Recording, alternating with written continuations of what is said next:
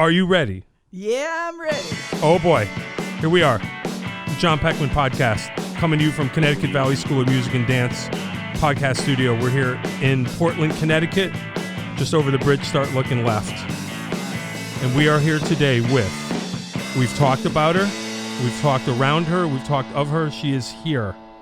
She is the Beehive Queen of American rock and soul. She is the current and longtime vocalist of the Saturday Night Live band. She is the leader of Christine Ohlman and Rebel Montez, a band with 7 albums to their credit.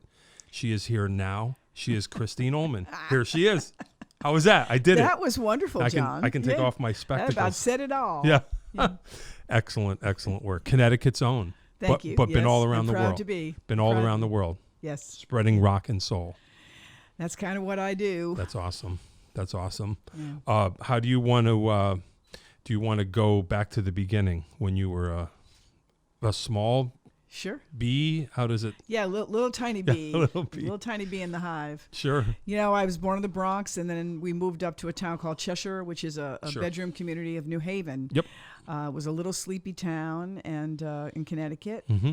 And my parents were always surrounded us with music. We had Sure. a lot of records. My father played piano by ear. Oh, wow. And a lot of music in the house. Mm-hmm. We were always singing. I was trotted out of my own volition Sure. at every, gathering of the relatives. And What was I'd your just big got a little party- box, what was and your they'd put a party little number? box, and I would sing something along with a record usually. Yeah. In my room, I would pantomime for hours to records. I just would sing into the mirror. What was your big one? What was the set list? I had, I had everything. I mean, all kinds of. Well, my parents liked things like Perry Como Sure. and those. That's kind parents of what I did. Parents' parent music, sure. And then I began to really like rhythm and blues Mm-hmm. and rock and roll. And my father was really great about bringing records home, and I began collecting records when I was a little kid. I have sort of a famous vinyl collection now. Oh, cool. And then when I got into high school, my brother Vic started a little garage band. And the next thing you know, it was, well, maybe we'd like to have a chick singer. And there I was. And for the first couple of gigs that we did, I was also the go-go dancer. So we had a table or something, and I would get up and frug and stuff, Sure. and then I would jump down and I would sing, and then I would get up and I would frug Oh, some that's more kind of cool. and jump down and sing. That's That funny. didn't last too long because I was like, I don't really like having to jump up and down the way I was. So you made the right choice. I made you were the right like, choice. I'm going to get out of the cage Yeah, and on the mic. into the and onto the Imagine if you went out of the the other way. cage and onto the stage. Imagine if you went baby. the other way. Yeah. If you were no. like, no, I like it over here. That would But not be good. but there was a teen club near New Haven where I was an actual go-go dancer. That was part of my. Wow. I got paid to do it. There Wow. were five or six of us. That's But anyway, so that my brother and I start a band, and that really becomes the beginning of my recording career. Gotcha. Certainly. Yeah. Wow. We end up with a guy in New York City named Bob Shad who had recorded Ray Charles. He was a famous jazz guy. Mm-hmm. He'd started a label called Mainstream. Okay. And he had 3 bands on the label. Ultimate Spinach, which had Jeff Skunk Baxter Yep. in it. Yep. The Amboy Dukes Oh, okay. with Ted Nugent. There you go. And Big Brother and the Holding Company before they signed with Columbia. Whoa. So we became the little baby band Sure. on Mainstream Records. Hey, that's pretty cool. Yeah. There you go. And Bob Shad fed me a bunch of serious vinyl R&B stuff that he had in his office and said, go home and listen to this. It was Oh, wow. Laverne Baker and Ruth Brown and all this really much older stuff. Mm-hmm. And we later realized that he was grooming me to be the Janis Joplin replacement because he knew that they were gone to boy. Columbia.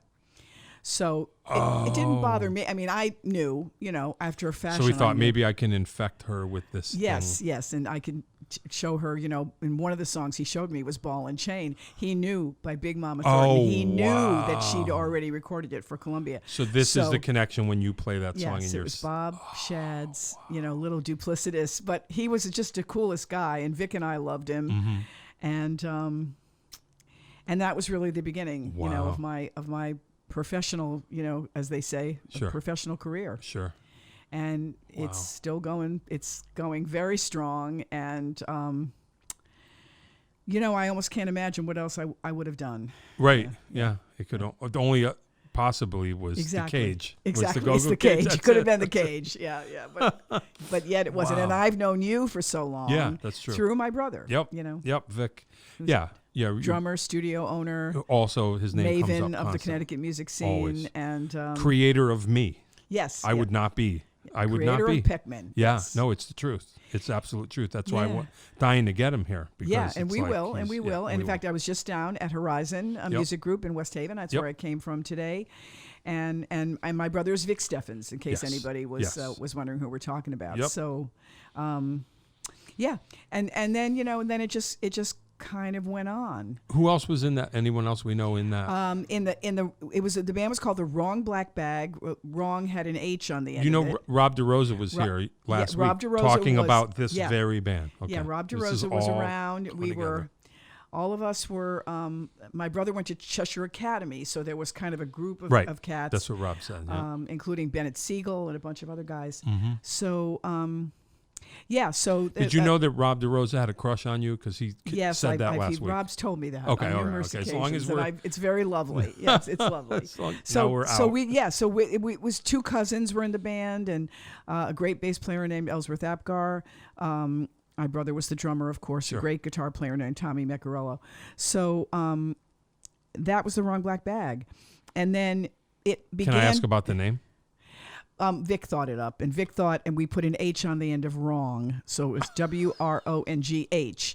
And we thought that was the coolest thing. And our business card was like a psychedelic, it glowed in the dark. Oh, yeah. And psychedelic Far out. rendering of the words Wrong Black Bag, very LSD. It means whatever you want it to mean. We thought it was great. Yeah. Sure.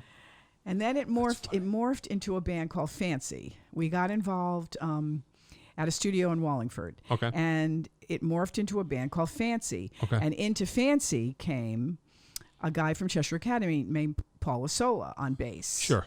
I know Paul. And a singer, harmonica player named Bob Orsi. Yep, sure. And a great guitar player named Doug Schlink. Okay. And the keyboard player from the Wrong Black Bag, whose name was Al Renato, who's out in Las Vegas now, has a big career in Las Vegas. And that was Fancy. And then Fancy morphed into this thing called the Scratch Band. Right. So we had a lot of success with the Scratch Band. Yeah. You guys were the thing. And Doug Schlink left, and a guy named George Smith, came into the band. Right. And my brother left eventually, and a guy named Mickey Curry came into the band at Vic's suggestion. Right. Who's also on the list. Which Mickey will tell you any day of the week he would have had any career if it wasn't for Vic suggesting his name. I know this 18-year-old kid from Guilford. You should really listen to him. Vic that's what he does. And then things move along, and we play everywhere and have a couple records, and then George leaves, and next thing you know, he's in the band on Saturday Night Live, and then the next thing you know, he's the musical director of Saturday Night Live. And one day he calls me and asks me if I'm free because my vinyl collection, I've been making a lot of mixtapes and CDs and sending them to people, and George was always on the list. And he says to me, I've got a gig on such and such a date, and thank God I was free because, of the hundreds of thousands of dollars I've made off of this gig. And so maybe you'd like to come and do the gig, and does not tell me even that it's the Saturday Night Live band. He just tells me there's a gig. Oh, boy. After I say I'll do it, then they say they'll put me up in New York, and they'll bring me to New York, and they want to write charts. And, I want to use a lot of these songs that you've been sending me on these mixtapes. Oh, wow. So they write these beautiful charts, and I have about 12 songs maybe, which to this day I sing with the SNL band. Sure. And we go and we rehearse a couple of days, and then they tell me that the gig is for Lorne Michaels' wedding reception out in the Hamptons. The Saturday Night Live band is going to be playing, but Lorne wanted a singer. So great. So now they trundle us out there. God only knows who's at the wedding. We get off the van or whatever, how the hell they brought us over there. And, we right away run into Jack Nicholson, and everybody's just walking around the property, right? So we get up on this stage and we do a couple sets. Sure. And it's, of course, a lot of fun. Classic obscuro Southern soul, which is my thing. Sure. And great horn section, and Lenny Pickett and everybody else. And who's on drums at this point? What, baby? Who's on drums? So for that gig, I don't remember. It was, I don't want to say it was Chris Parker because I don't think it was. It might have been Matt Chamberlain because Matt came in for a year before Sean Pelton. It wasn't Sean. Okay. It might have been Parker because Parker had already given his notice. Okay. Yeah, I'm just But curious. then when the season started, it was Matt Chamberlain. And Matt was... he's wonderful. Yeah. But he was too jam band for that. He was jam band back before jam band. Right. And the horn players, for instance, were like, what the hell is this guy playing? They were like, I half the gotcha. time he'd be like off the chart, Yeah. meaning off the ink. And this is like, these are camera cues. Like it's you gotta all be, ink in that band. It's all sure. heavily charted. Yep. And Matt would be like, la, la, la, la, la. Sure. I think he was high all the time. Well, forgive me, Matt. Not as high as I am. Yes, but exactly. But Not but even. everybody knows that about you, not John. even. So you know. But anyway, so here we are, and we're doing the gig, and we finished the gig, and I think, wow, that was wonderful, but it's over, right? And I was a little bit brought down. I don't mind saying, right? Because it was an exceptional band. Yeah, you're like, I wanted to live with Jack Nicholson in the clouds somewhere. Exactly. Take me away.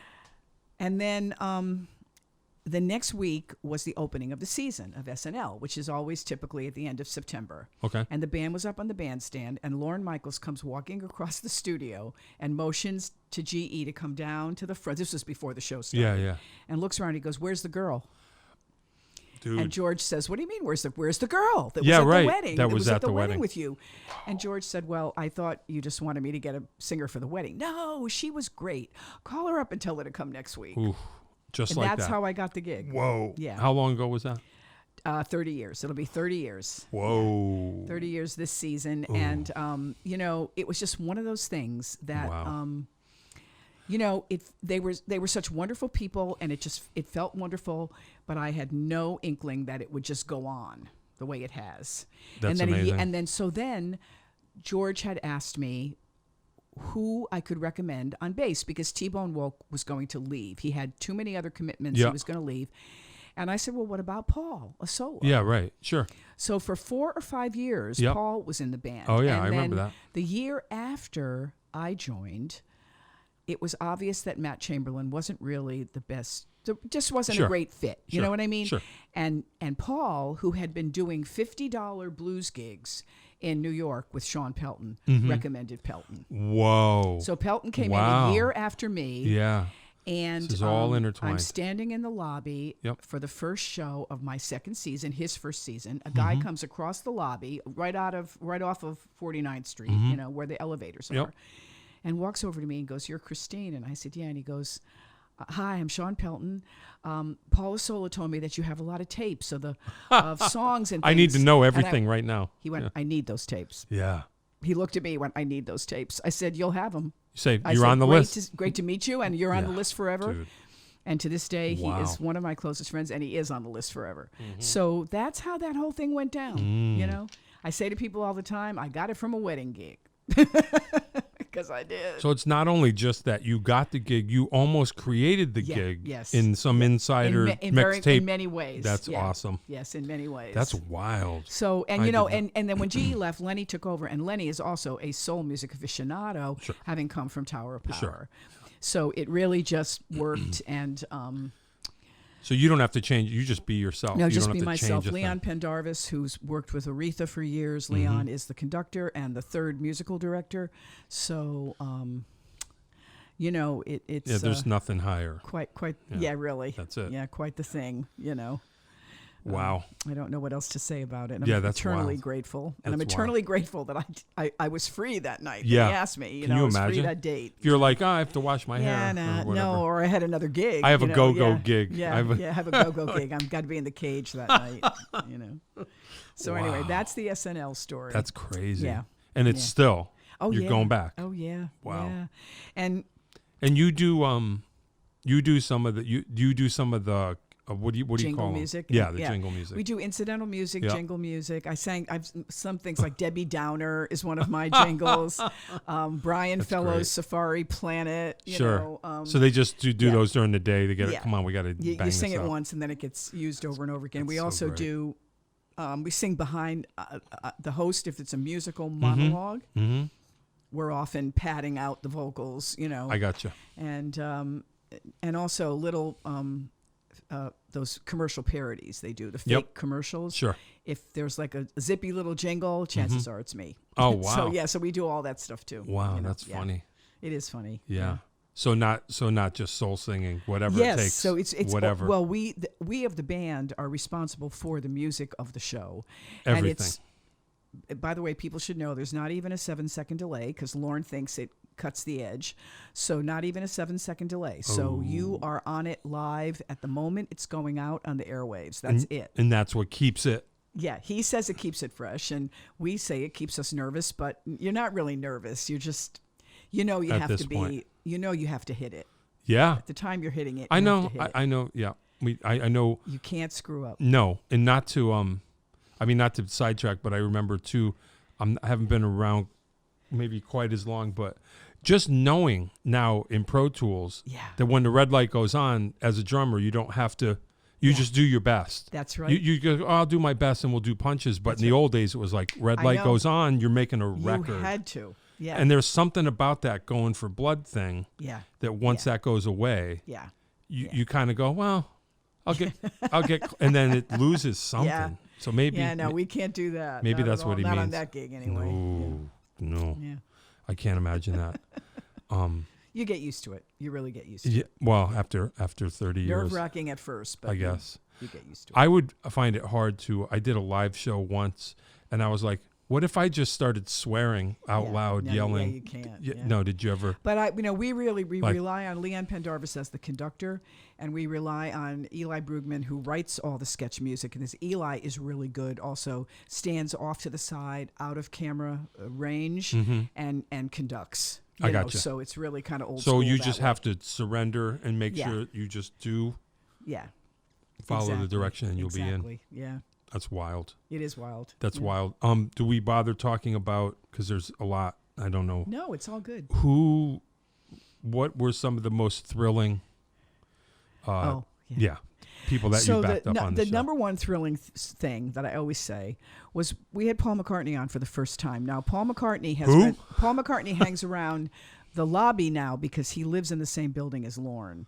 So when he's in New York. Yep. So he's around, and they have him on the show for the first time. Okay.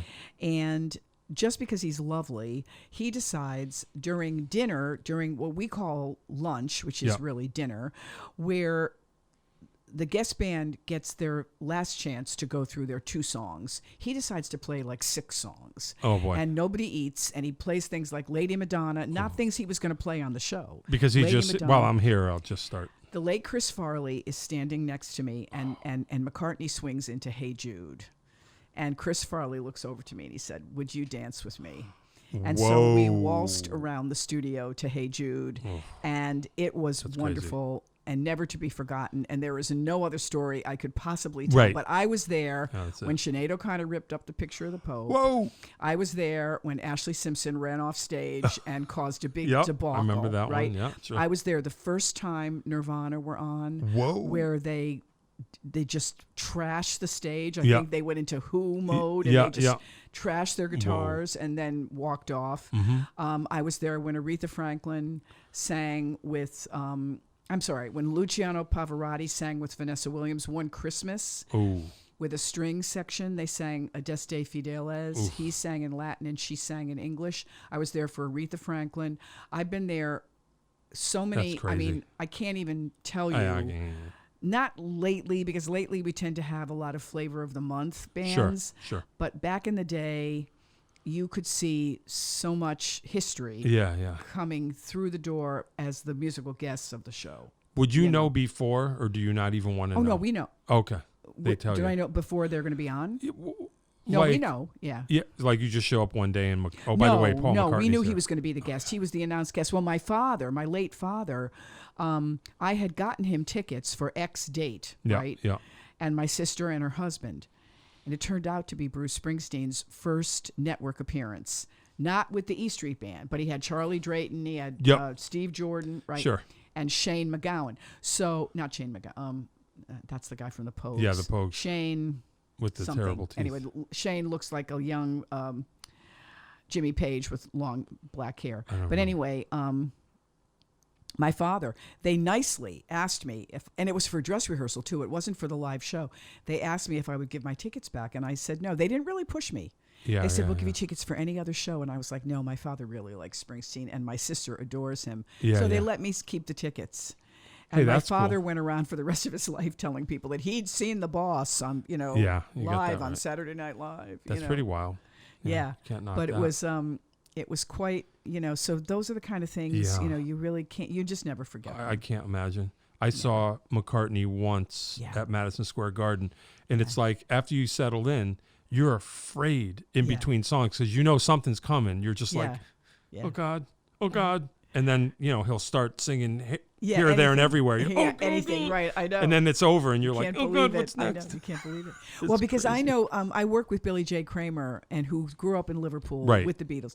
So now, because he knows that, when he comes and he stands in the lobby, he sees me, he'll go, how's Billy? How's Billy doing? Right. Hey, That's so funny. He's good. Yeah. It's so funny. Crazy. But he's a great guy, and he's a real person. That's what I'll say. Billy J. Kramer. And I sang with George Harrison at the Bob Dylan's 30th anniversary at Madison Square Garden for Columbia Records. Whoa. I sang with George Harrison, so that was nice too. That was a great memory as I well. I would guess so. Yeah. Wow. With George. Yeah. All right. Well, that's pretty wild. I don't even know what to.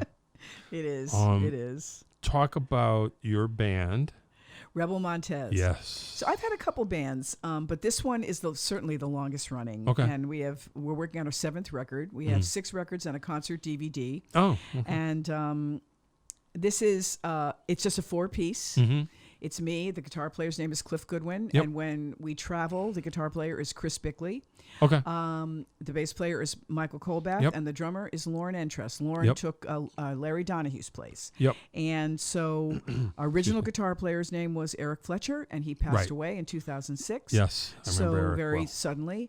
And so Cliff has been with us since then. And I really am so lucky to have these cats who are of such high caliber and just the best people. Yeah. We don't have any. It's just great. Mm-hmm. You know what I mean? We go everywhere together. It's fun. And Imagine that. because it's mostly original music. I always say to people, you rise and fall on your reputation when you're that kind of a band. Right. And I think that we present always a really, really great show. Yeah. And that's my goal, is to connect with the audience Right. at the highest possible level, Right. and give them the most moving experience, whatever that is. Get to it. So really have been lucky that way, even during the pandemic, to have been able to do live streams and drive-in shows and keep the whole thing kind of moving and grooving that way, even though, as I know if you were a musician who does it for a living, it was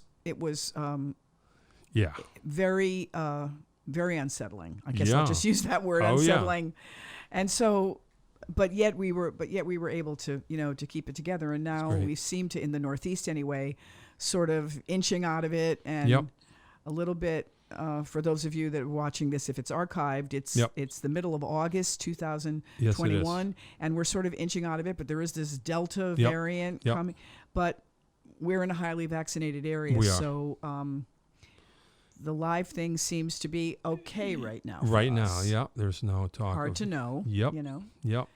And you and I just had dinner and we were discussing it, but it's hard to know. It's hard to know. But in our business, at least, we see some semblance of people being able to come out again and dig the whole experience. Yep. Which is great. Yeah, and I saw your first show back. Yeah. In Meriden. Yeah. Was that courtesy of Rob DeRosa? That was no. Actually, that was Frank Critelli. Oh, okay. And the guys at the Old Church Acoustic Series. Right. Okay. Sure. So that was wonderful, and really the best resurgence we could have had. You were there with your mom. Yeah, who's my a great mom. friend and a great. Yep. She's just a great chick. Yeah. So and And it's been nice to be able to have actual shows again, not necessarily drive-ins, because the drive-ins were okay, but you couldn't really have that many people because the cars would take up all the room. Right. We just did Music on the River at the Goodspeed Opera House in East Haddam, and we had it's 600 or 700 people, crammed onto the lawn. It was insane. Yeah. So, and beautiful, and the river, and people came in on boats. So it's been very meaningful for us we have a very loyal fan base. And so to reconnect. Yeah. And then it's also, gotta be a good feeling. I've been able to travel because I'm lucky to be embedded, besides, of course, in the New York scene. I'm embedded in the scene in New Orleans. I'm embedded in the scene in Muscle Shoals, Alabama, and Nashville. Yeah. So I can pretty much go to those places and have wonderful cats to work with. Yep. I just got back from 12 days at a festival in the Muscle Shoals area. Yeah. And my last, what they call my last pre-pandemic trip was to sit in with the Radiators at Tipitina's in New Orleans. And that was fabulous. Gee whiz. In January of 2020. So, wow. And here you are. So I do that as well. So now I'm feeling a little bit more able, to do that. Kind of do this and the Alabama, there's a good percentage of people that were coming to see us, I think, that weren't vaccinated. Yeah. But those of you that are watching us that haven't gotten the shot yet, I just got... Yeah. I'm just urging you. Yes. I'm standing here on my knees saying, get this shot. Yeah. If you only want to get the Johnson & Johnson, get something. Yep. Yep. Because, man, you're playing with fire at this point. Yeah. The governor of Texas, it was just announced today, tested positive. Yes, he did. Yeah, yep. so, And that's all. And John and I are not here to get political. No. We're here to talk music. That's right. But just to say, still, but we want music. we want more music. We can't have it if everybody's sick. I know. Or has to isolate again. So anyway, we're begging you. We're getting there. Please. Somehow getting there. Slowly, somehow. Yeah. It's free, by the way. Did we free. mention? Yeah.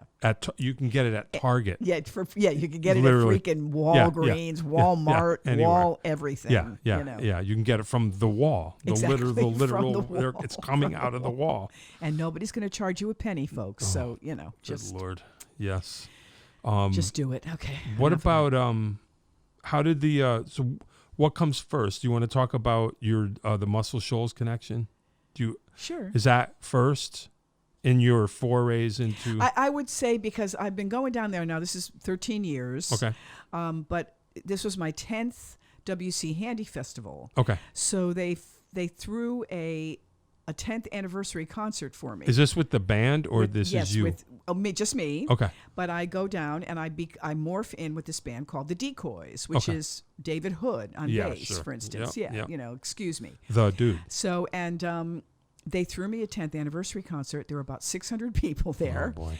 And Spooner Oldham, who's the co-writer of so many great soul tunes, wrote me the day before and said, I'd like to come down and I'd like us to do a duet on Sweet Inspiration. So I was like, okay, Spooner, that'd be great. Yeah. So he showed up with his wife, Karen.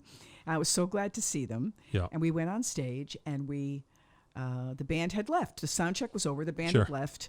And he played, and we sang a little duet of Sweet Inspiration.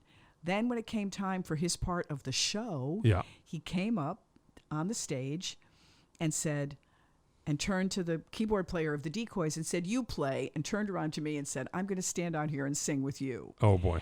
And the audience knew that he had never, ever, ever done that. He'd only ever sung from behind the keyboard. Like when he and Dan Penn do shows together, Dan plays acoustic. So you got him on his feet. Spooner plays piano. Afterwards, his wife Karen came up to me and said he has never, ever done that. Wow. And so people, of course, took pictures. They were standing up. They didn't even know he existed from the waist down. They just couldn't believe it. Yeah. Well, they do actually, because but I mean, because around there everybody just kind of hangs out. But it was so, I didn't even realize till we were done, how moved I had been by that gesture and by that. That's crazy. Just his participation. Yeah. And it was wonderful. So that's wild. That kind of thing, and while I was down there, there's a Wilson Pickett CD coming out, tribute CD. Mm-hmm. I recorded a version of Wilson Pickett's version of the Archies' Sugar Sugar. Sure. Yep. Which was, Yep. And also we lost my friend Roger Hawkins. That's right. Yep. So Roger had died in June, and we're planning a tribute for him on the 16th of November at the Shoals Theater. Okay. I'll be there for that, and I'm going to try to get some heavyweights to Sure. come. Sure. If not live, to do a Sure. video, Yep. testimonial. Yep. The idea is that different singers will get up and different drummers, but the drummers will have to play Roger's part. Yeah. Yeah. So if you want to play When a Man Loves a Woman, you have to play his fabulous Yep. hi-hat thing. And Yep. you want to play Aretha's early stuff, you have to show how he structured. Right. Yep. Because by far, Yeah. the word genius doesn't even begin to, and also the most unassuming cat in the world. Yeah, I can't. Yeah. I wouldn't So that'll be happening in the middle of November. We're going to pay a huge tribute That's to wild. the late great Roger Hawkins. Yeah, I didn't. When I was little, my parents had soul records around the house, and I remember not knowing anything. Yeah. Not knowing anything, who's who or whatever. Yeah. Well, Baby, Baby, Sweet Baby. Oh, and there's him. And that's Yeah. one of the first times I ever noticed drums. Yeah. His pickups in that. Yeah. And that, it was one of the first times I ever, like, oh, that's drums. Yeah. And then I grow up and I go, that's Roger Hawkins. You've so often, friends, heard When a Man Loves a Woman. You've heard everybody play it. You've heard Michael Bolton, ruin it. You've heard everything. But listen to that record and what this man does on hi-hat. Yeah. Just lifts the track up. It's a track that so easily could have gone nowhere. Yeah. It could have been very, very, very static, except for the fabulous vocal of Percy Sledge. Yep. But Roger makes it rise and fall and rise and fall. And he had just started then recording. He was really not even just musical, a just guy. a musical guy who's playing drums at this moment. And But just the stuff he came up with, baby, and Since You've Been Gone, Baby, Baby, Sweet Baby is one of his greatest performances with her. I think so. I mean, I don't know. Fabulous, fabulous track. Yep. And so when he passed, a lot of drummers took a lot of chance to really go to school on his tracks that maybe had not up until that time. Yeah. And I had lunch a couple times with his wife, Brenda. She's a great friend, his widow. And, she's actively participating in the tribute, so it should really be great. That's cool. Well, good. Yeah. I mean, that's good because, we'll be. It just.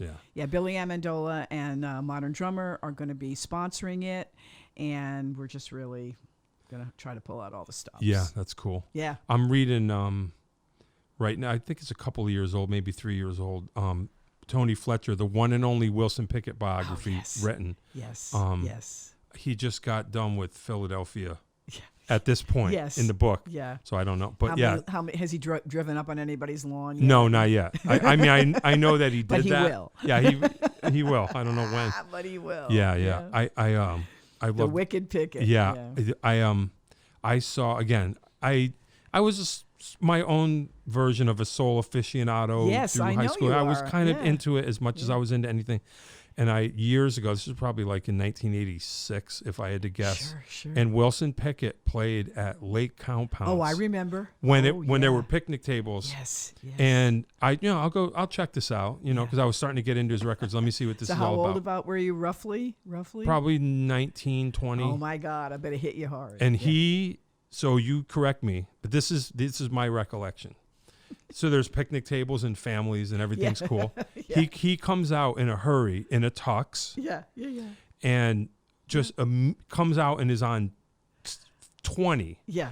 Immediately. Right. Yeah. And then as he's singing, he's doing something with his wrist. Yeah. And you realize he's got a giant gold Rolex. Yeah. He takes the Rolex off, turns his head, and I assume it was his wife. Yeah. And he just throws the watch. Yeah. And burned that place down. Yeah. He burned it down. Yeah. They were like housewives and parents. I didn't even know what I was doing. We all ran to the front of the stage because it was so much. The next thing you know, in his tux, on his stomach, pulling people onto the stage, and it just turned into a madhouse. Yeah. And he burned the place down. Yeah. And I remember just sitting there, up front, just going, I can't. Yeah. Still, those guys I felt would never take any prisoner. It was a direct injection. Yeah. I just was like, okay, I've seen it. This is crazy. Yep. And I also remember occasionally he would turn around and look at the band, and the look of fear when the probably ray a pickup band, right? But when the ray turned onto them, you could just see, and I was like, oh man, I'm glad I'm not back there. Yeah. I'm glad I'm here. The only worst thing would have been if it was Chuck Berry, But I felt it. It was real, you know, and of course it was real, and it was like, oh, an oldie show, Big D 103.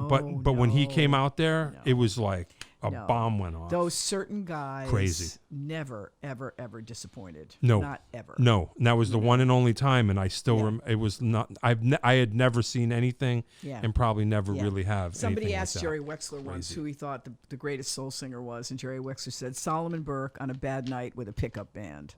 Ooh. Yeah, so I mean, and Solomon Burke and Wilson Pickett were, they were really like sort of like interlocking. That's what they say, of the same sort of.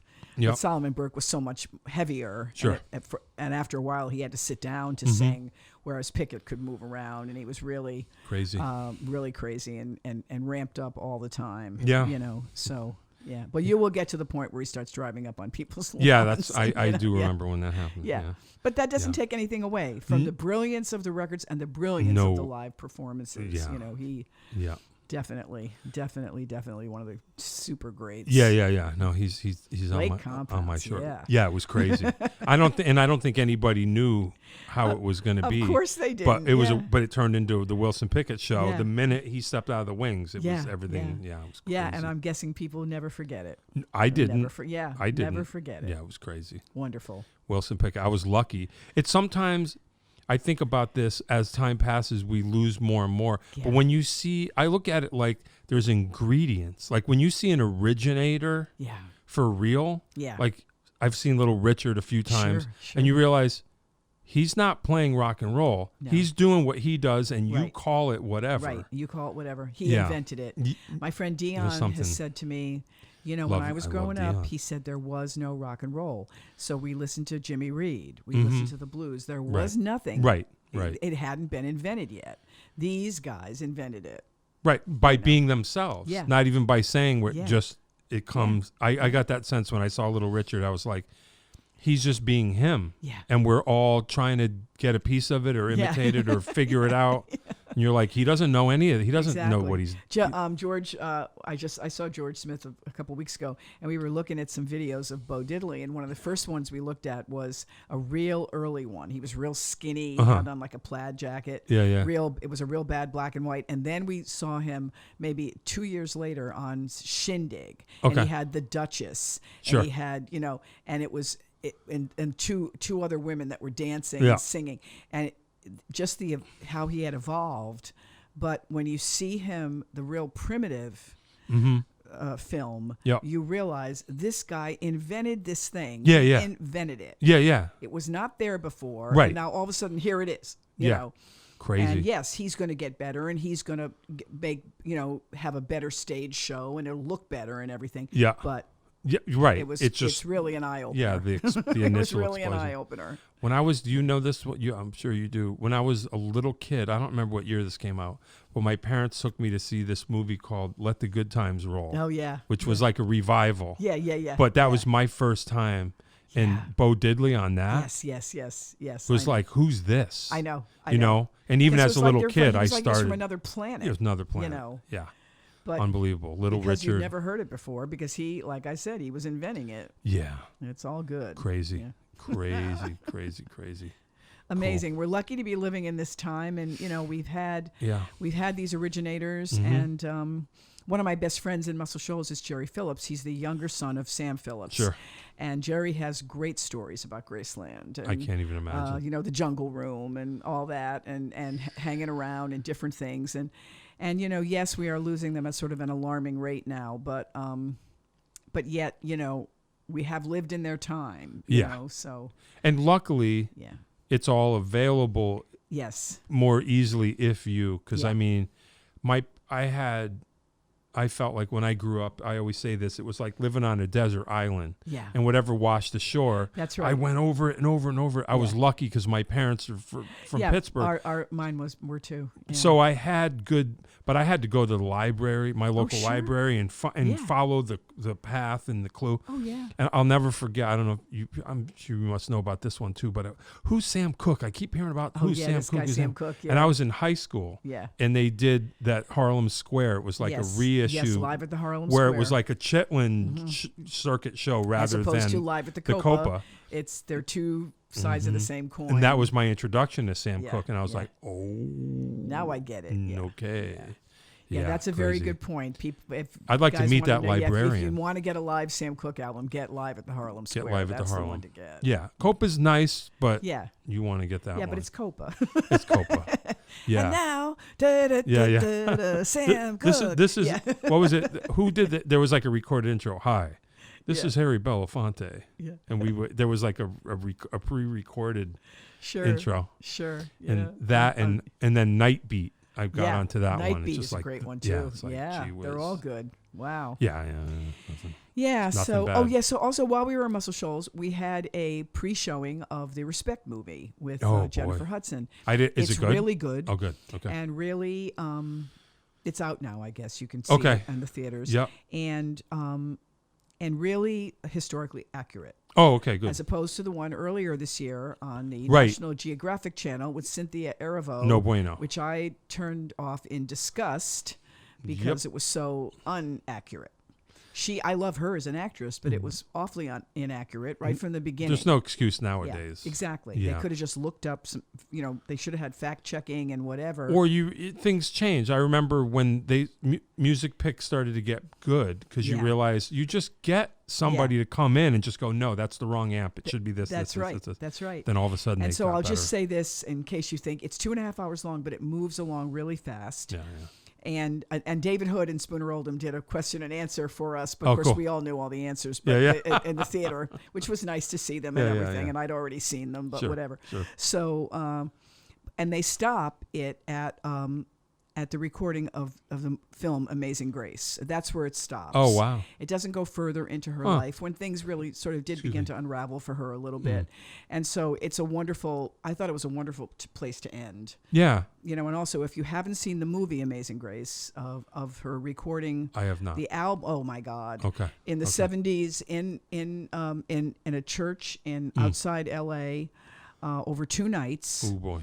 And with James Cleveland at the piano and Bernard Purdy. Yep, sure. And Chuck Rainey as the rhythm section in the other part of the church, and a fabulous choir, very down home, very 1970s, and she is so in control and beautiful. And if you can get it. It's Netflix or something. Yeah. It's unbelievable. It's called Amazing Grace. Well, anyway, that's where this Aretha movie stops. Oh, okay. At that point, and you see her come in. She has the very short, natural afro, and she's very regally dressed, and she comes up in front of this choir, and that's pretty much the end of the movie. Okay. But Sean Pelton plays on the soundtrack, and so does James Genus, who is the bass player in the Saturday Night Live, and they're both on the soundtrack. Hey, that's cool.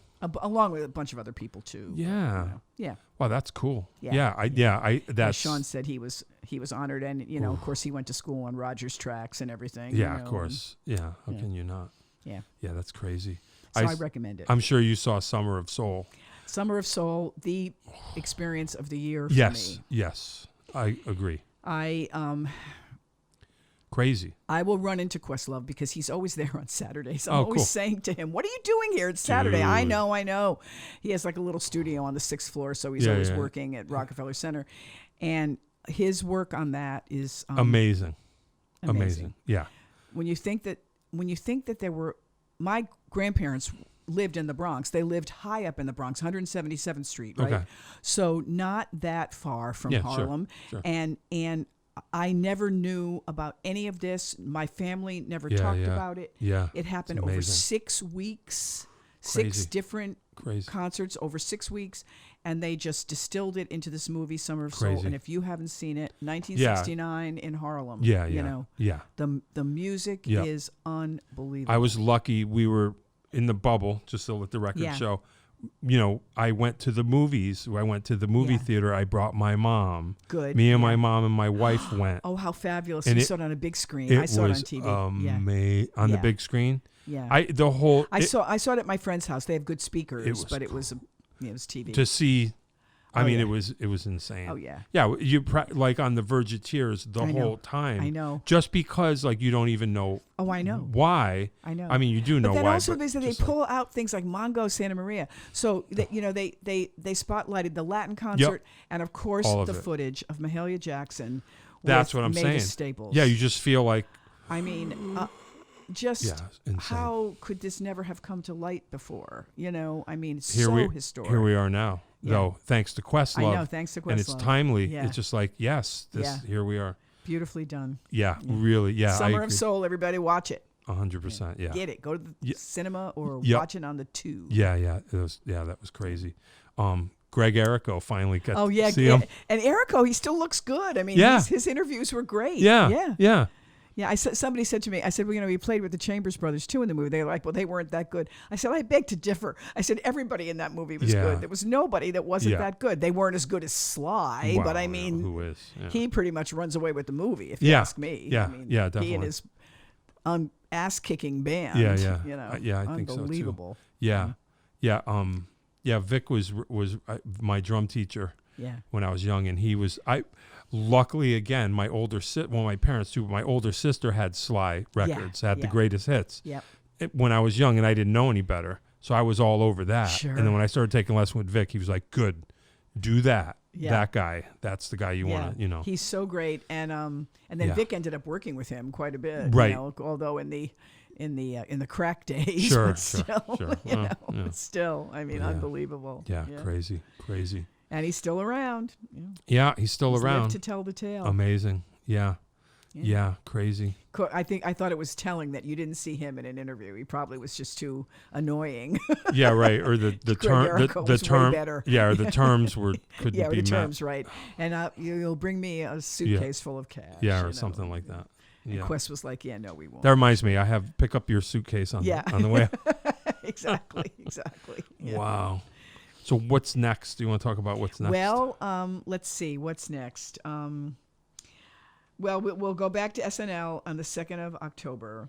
I will be traveling to Muscle Shoals in November, as I said, for this Roger Hawkins tribute. Rebel Montez Rebel Montez will be actually at the Katharine Hepburn Theater November 27th. This is our third rescheduling of that date because of COVID. Oh boy. I'll be with the Sin Sisters. Okay. That's always a great show. I'll be appearing with Al Anderson at the Kate in late September. Yep. And then also up at the Shea Theater in Holyoke with Al. Yep. Oh God, let's see. What do you got going on? You were talking about next week. Oh, yeah, next week, the Shaboo reunion on August 28th in Willimantic. That's really kind of a big deal. It's the 50th reunion. Sure. There'll be, it's a big lineup, NRB, the current lineup of NRBQ. Yep. Wow. Tom Rush, Pure Prairie League, and then the Mohegan Sun All-Stars. We'll do a 2-hour set. The special guests, me, James Montgomery. Yep. Cal David and John Cafferty. Wow. So it's a big be a big hoo-ha, as they say. big hoo-ha. With 6 the Uptown horns and 2 additional horns, Bill Holloman and Baron Raymond, and Bill Holloman, who could play anything. Yeah. And then 3 keyboard players. And, wow. It's really going to be something. Yeah, I bet. Yeah. And that's we play at 8 o'clock. That's the 28th. Rain or shine. I don't know when they say rain or shine. I actually think Lefty Foster means it. And we'll play at 8 o'clock. So there'll be a full. It really starts at noon. Okay. And there'll be a bunch of bands, before us, and then there we will be at 8 o'clock. So I'm looking forward to that. It's always a great time, and we have not played together at all. So we're doing a private gig in Watch Hill, Rhode Island earlier next week.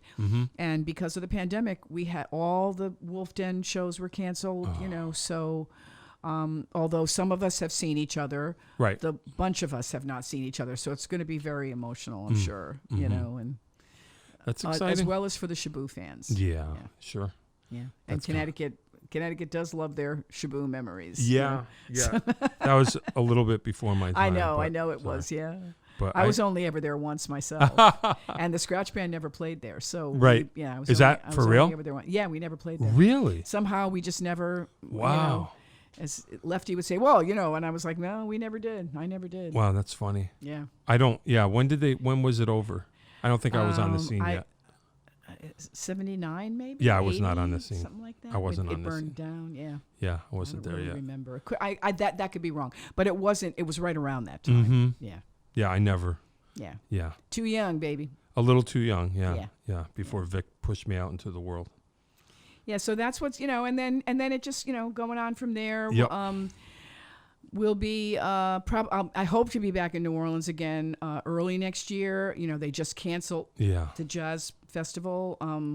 I know, that's because crazy. of COVID. Yeah. But they've done a wonderful job. The New Orleans Musicians Clinic is one of my pet charities. I'm one of the national spokespeople, and they've done a wonderful job of vaccinating the cats down there, and including the Preservation Hall Jazz Band guys. Oh boy.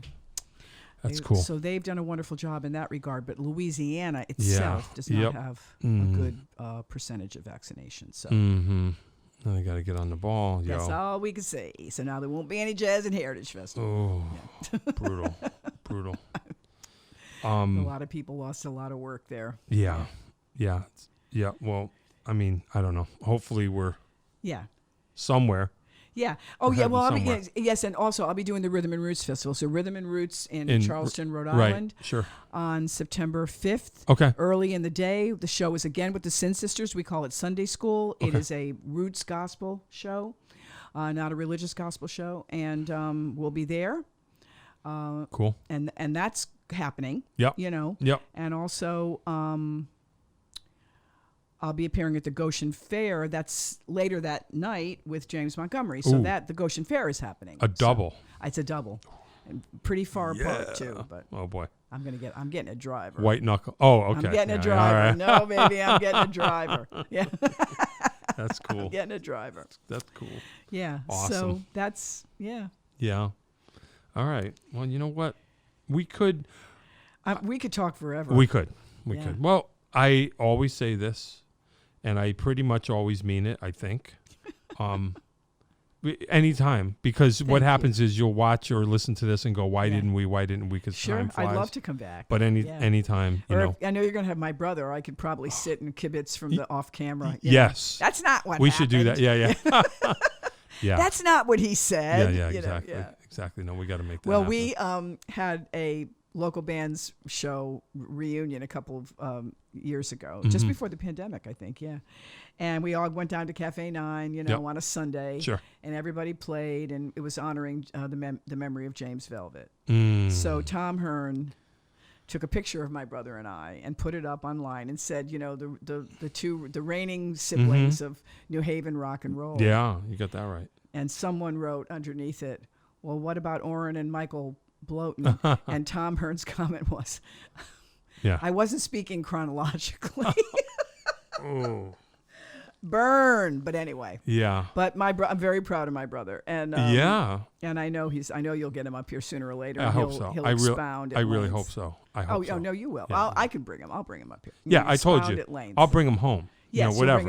Exactly. We'll make it happen. Expound at length. And, I need to do that. Vic's got a million great stories. Yeah. And, people should know that the Connecticut scene is a very interesting and, vital music scene. Yep. And there's tons to talk about. There is. And that's what we're discovering just from me, which I'm not, but Rob DeRose is a great example. Look at everything Rob's done. Right. Yeah, you think there's nothing, and he's on his 30th year or however many years of nothing but local music. You're like, you mean to tell me there's nothing going on? Yeah. There's tons going on. There's plenty going on. It might not be. And folks, get out and see an original band. Yes. Very important. Yes. A band that's doing original music and not necessarily pretending to be another band. And that's all I'm going to say. Right. I'm not, right. not to cast any aspersions, but I hear you. Yep. So support original music. Yes, for sure. I usually wrap up with some wacky questions. Okay. And you've never seen or listened, so you don't know what they are. Okay. Well, they're actually not that wacky, but this is probably impossible, and I understand. But desert island album. Oh, God. Is it possible? It's not possible. Well, or a few. Only because I have such wide-ranging tastes like you. Sure. But an album that I've turned so many people onto, including Ian Hunter, I'm proud to say, because he'd never heard it, is the Staple Singers on VJ Records. I think if I don't know that one. Okay. had to listen to one gospel record, certainly, with the ghostly guitar of Roebuck Staples and the beautiful harmonies of Cleotha and Purvis and Yolanda and Mavis, I think that I would pick that. Okay. I don't know that one, so I'll get on it. I'll get on it. Yeah, you need to. Yeah, I will. Yeah. No, I will. Yeah, it's spine-tingling. What else? Any... Go down. Oh, God. Go I mean, I no. know. I mean, some... I don't know. Something by the Beatles, something by Billie Holiday, something by Bill Monroe. Sure. You know, right. It would just go on and on. Yeah. You know, I don't... anything by Mahalia Jackson, you know, anything by Dusty Springfield, you know, I don't know. It would, yeah, sure. It would go on and on. Yeah, all right. So we'll just leave it at anything. Anything and 20, everything. I'd have to bring 20 albums with me. Yeah. No, I know. I'm the same way. I wouldn't be able to bring I started making making the list. And I think I'm close to 300 at this point. Yeah. I'm going chronologically. Up on my website, there's a writing section, and you can see I do have a top 10 up there. Okay. At ChristineOhlman.net, and also articles I wrote about the first post-Katrina Mardi Gras, and an article. I wrote both of these for the New Haven Advocate, and they were front page. Cool. The other is about traveling through the Delta, getting a rental car and driving through the Delta in Clarksdale and Robert Johnson's gravesite and things like that. But yeah, it'd be like 20 albums. So. Yeah. All right. Well, I'll look for that. We'll look for that. Yeah. The other wacky question. I'm still not sure I'm asking this question the right way, because I think I know what I want to ask, but I'm not sure if it's coming across. Is there any point in your day or your life where you're eating something and you go, I would be fine if it was only this ever? Oh, is there a thing? Food. Yeah. A favorite food. You know, where you're just like, if someone said you can only, and I'd be like, it would be this. Oh, it's a great question. Could it be? It's a hard one. I know. Well, I love pasta, but then there's like so many different kinds of pasta. You can't, you know. Yeah. I don't know. I'm not sure. I'd have to think about that, John. All right. Yeah, don't worry about it. Get back to you. I'm always curious if other people have that experience where like sometimes I'm just be like, I'd be okay with this. Well, there's certain foods that you go, yeah, boy, I just love this. I could certainly. Yeah. There's some foods that I think everybody eats more than others. Yeah. You know, but boy, if it was the only one, I don't know. Yeah. I don't know. Sorry. Yeah. Yeah, there doesn't need to be an answer. I can't answer. Okay, then don't. That's fine. I think that's it. Can that be it? This could be part one. This could be part one. Come back sometime, and it could be part two. Anytime. Thank you for Obviously, having anytime. me. Yeah. And for asking great questions. Oh, thanks. Yeah. I have no idea what I'm doing. I really don't. But actually, you're quite good. I've done so many of these. You're quite good at it. Thank you. I'm asking things I want to know. That's all it is. I don't care. You know. And you're great. And you were great with coming back with things. And I thoroughly enjoyed it, baby. Thank you. I appreciate it. I appreciate it. All right. Well, we're gonna get out of here. Christine Ohlman. Thank you, John Peckman. Oh, it's the John Peckman podcast, everybody. You know what? Yeah, hey now. John Peckman podcast, Connecticut Valley School of Music and Dance, Portland, Connecticut. Come over the bridge, start looking left. This was Christine Ohlman, right? Yeah. That's you. Yeah, baby. She was here. Let the record show. Let's do it again. Get your brother up in here. Absolutely. Definitely. We'll talk about it. Definitely. Thank you very much. I really appreciate it. You're welcome, baby. I'll see you. If you'd like to start your own podcast, give us a call at Connecticut Valley School of Music and Dance. Our professionally designed podcast space is here for all your recording needs. Rent out our studio to do interviews with up to 4 people, to record audiobooks, social media content, and all other recorded material. Our rentals include a private studio along with our professional-grade podcasting equipment, and we can customize your output to whatever your needs are. We also have green screen capabilities, which will expand to video capability if you so wish. So check us out here at convalley.net/podcast.